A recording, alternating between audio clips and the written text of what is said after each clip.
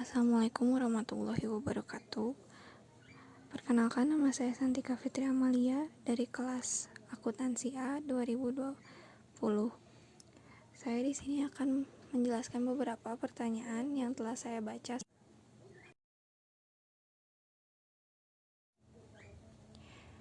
Pengertian teknologi informasi dan komunikasi menurut ahli.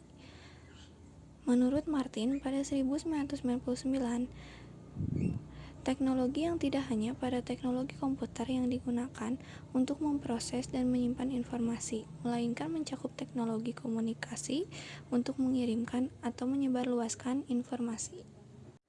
Pertanyaan selanjutnya, fungsi teknologi informasi. Ada beberapa fungsi. Yang pertama, fungsi capture. Capture atau menangkap diartikan sebagai menginput, misalnya menerima inputan dari mic, keyboard, scanner, dan lain-lain. Fitur capture ini mungkin juga sudah tidak asing ketika kita mendengarnya, karena tentu saja kita sering menggunakannya untuk menyimpan informasi tertentu. Lalu yang kedua, ada fungsi processing. Fungsi processing atau mengolah merupakan pengaplikasian catatan rinci aktivas, misalnya menerima input dari keyboard. Dengan adanya processing akan lebih mudah mengolah file maupun data. Lalu yang ketiga, ada fungsi generating, adalah di mana teknologi berperan sebagai alat untuk mengorganisasikan suatu informasi ke dalam sebuah bentuk yang lebih terarah dan mudah dipahami. Contoh sederhananya adalah grafik. Lalu yang fungsi selanjutnya adalah fungsi strong. Strong atau menyimpan merupakan informasi merekam atau menyimpan data dan informasi untuk keperluan lainnya, misalnya saja disimpan di hard disk atau di CD. Lalu fungsi yang kelima ada fungsi retrieval. Fungsi teknologi ini menelusuri mendapatkan kembali informasi atau menyalin data dan informasi yang sudah tersimpan. Lalu fungsi yang terakhir adalah fungsi transmission. Fungsi ini mengirimkan data dan informasi dari suatu lokasi lain melalui jaringan. Lalu pertanyaan selanjutnya adalah tujuan dari adanya teknologi informasi.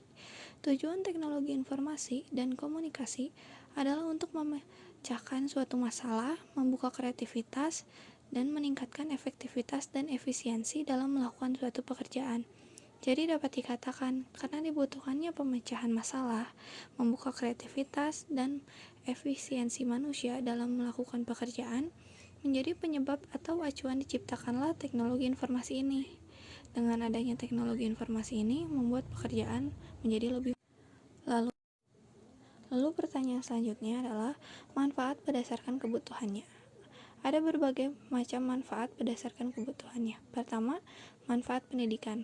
Dengan adanya informasi di dunia pendidikan, terutama komputer, membuat lebih efektif dalam belajar dan juga menjadi salah satu sumber pembelajaran. Lalu yang selanjutnya ada manfaat bisnis dan perbankan. Membantu dalam transaksi, menyimpan berkas dengan lebih aman, dan sistem perbankan tentunya yang lebih maju. Lalu manfaat teknik dan pengetahuan. Membantu dalam mempelajari struktur, tanah, angin, dan juga cuaca, dan membantu dalam menghitung saat ini akses ilmu pengetahuan pun bertebaran di mana-mana. Dengan itu, pembelajaran bisa dilakukan dengan lebih mudah.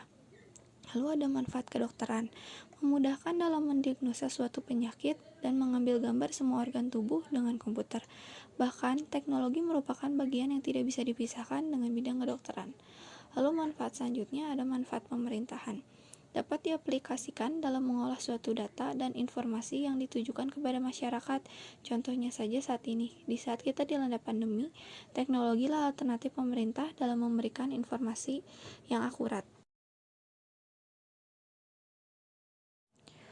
Lalu yang selanjutnya ada peran teknologi informasi bagi perusahaan. Yang pertama ada mempermudah cara komunikasi. Bagi banyak perusahaan, email adalah sarana utama komunikasi antar karyawan, pemasok, dan pelanggan. Email adalah salah satu pendorong awal adanya internet. Jadi dengan adanya informasi teknologi, semua komunikasi di dalam perusahaan, baik internal maupun eksternal, akan lebih mudah. Lalu yang kedua ada manajemen data.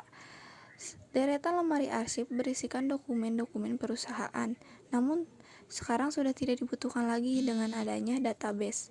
Saat ini sebagian besar perusahaan menyimpan versi digital dari dokumen pada server dan perangkat penyimpanan.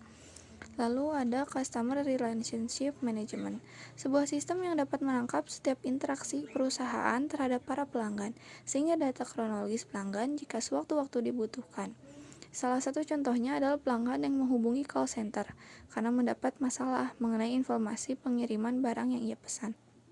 Lalu, ada sistem informasi manajemen, menyimpan data hanya menguntungkan jika data. Lalu yang selanjutnya ada peran teknologi informasi bagi perusahaan.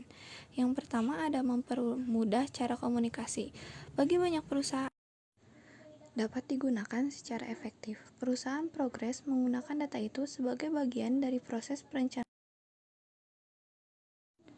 Sekian jawaban yang bisa saya berikan. Terima kasih atas perhatiannya. Maaf bila ada kesalahan kata atau kalimat. Wassalamualaikum warahmatullahi wabarakatuh.